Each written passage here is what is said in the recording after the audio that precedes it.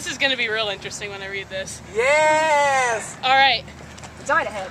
Do like a Radiohead dance. Are we having sex or what? I don't think so, not yet. No. And a 10 gen. It's funny you would say that because There we go, yeah! Everybody look at Layne and listen. this is called A Brief History of Masturbation. Woo, woo. Yeah, it Ages is. 5 through 6. I discovered that rubbing a soft bristle hairbrush in a quick up and down motion over the top of my underwear tickled.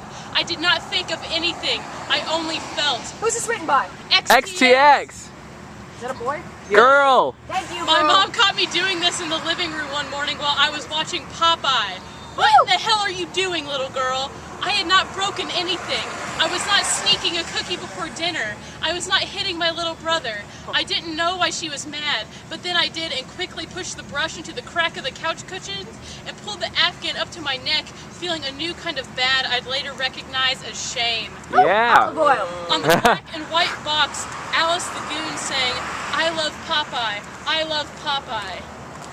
Ages 7 through 9. My dad gave me an old-fashioned school desk for when he was a little kid. It faced the wall in the corner of my room and I kept books and pens in it.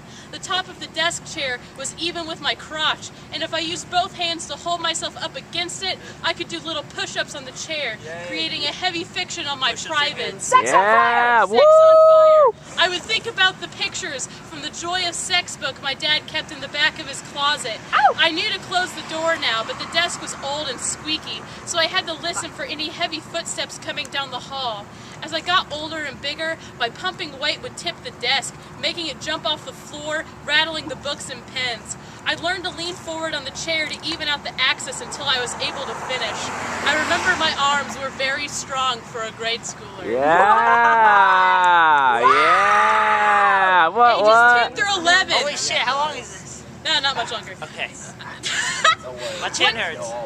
One day the desk broke, and when my dad asked how the chair could snap away from the steel base that connected it to the desk part, I said I didn't know.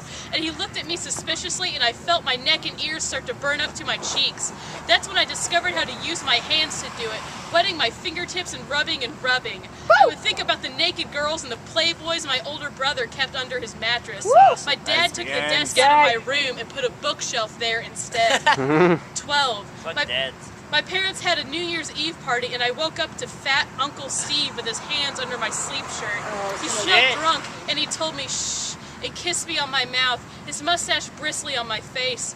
While he did everything, I felt bad and good at the same time. I cried with no noise while thinking, I wish I could scream or that I should scream. When he finished, he just left. I heard him walk down the hall, down the stairs, and I heard him shout, "Francis, get me another fucking beer," and everyone laughing in response.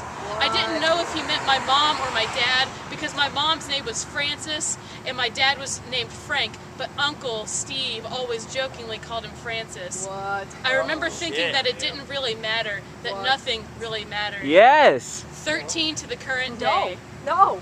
I kept using my fingers. Sure, once in a while I'll use a vibrator, spice things up.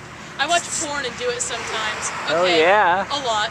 Yes. Yeah. Most of the time I do it before I go to bed, in the dark, alone. I'm sleepy. I'll start out thinking of me with a man or with men, people I know, people I don't. I never let the men be kind to me, and what always gets me off the quickest is if I imagine myself an innocent girl being taken by a fat man with a disgusting mustache. Ew. It makes me feel bad and good at the same time. Hell yes. Yeah.